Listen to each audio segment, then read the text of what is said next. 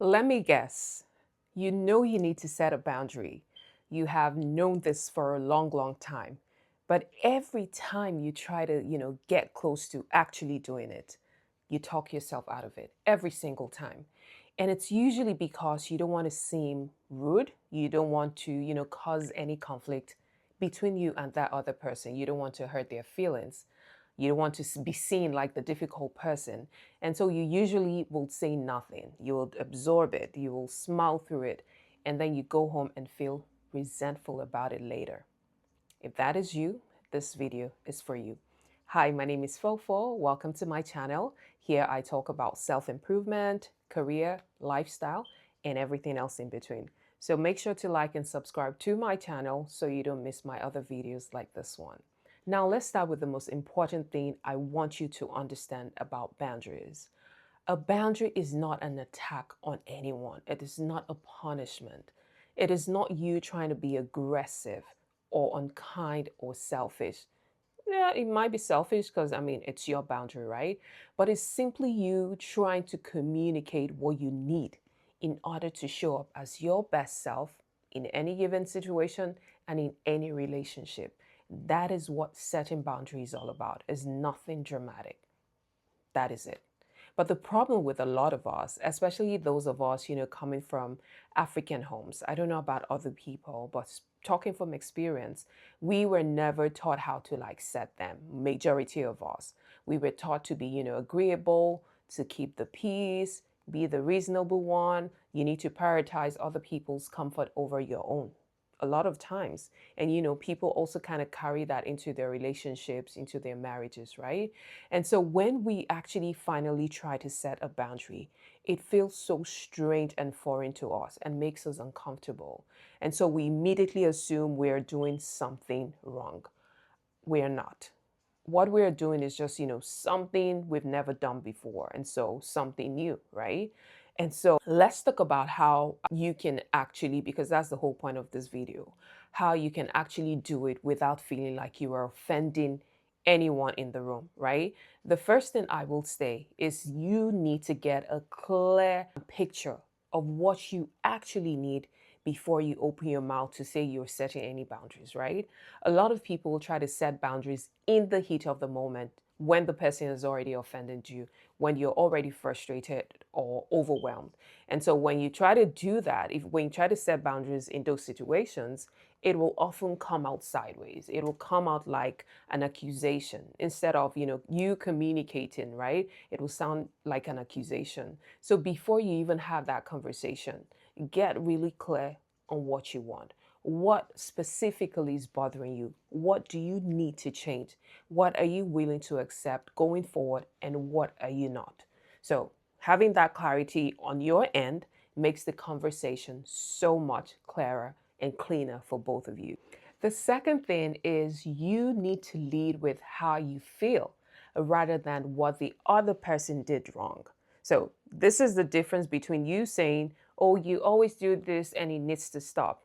And when you say, "Oh, when this happens, I feel overwhelmed and I need it to be different going forward." So, the first one puts someone immediately on the defensive, right? While the other one opens a conversation about, starting with your feelings. Same boundary, but completely different delivery. And the delivery is usually everything, especially when you're worried about how it will land, right? And so the third thing that I need you to, do, this is very important. You need to learn to keep it simple. You do not need to write a whole dissertation. You do not need to justify yourself for 20 minutes or try to provide some kind of evidence for why your boundary is valid, right? You don't need to, start doing all of that, because the longer you over explain yourself, the more it will sound like you are trying to apologize for having needs. So just simply say it clearly, say it kindly, say it respectfully, right? And then just stop talking. Something like, "I'm not available after 6 p.m. for work calls," is a complete sentence. Simple. Or, "I need us to stop discussing that topic," is also a complete sentence.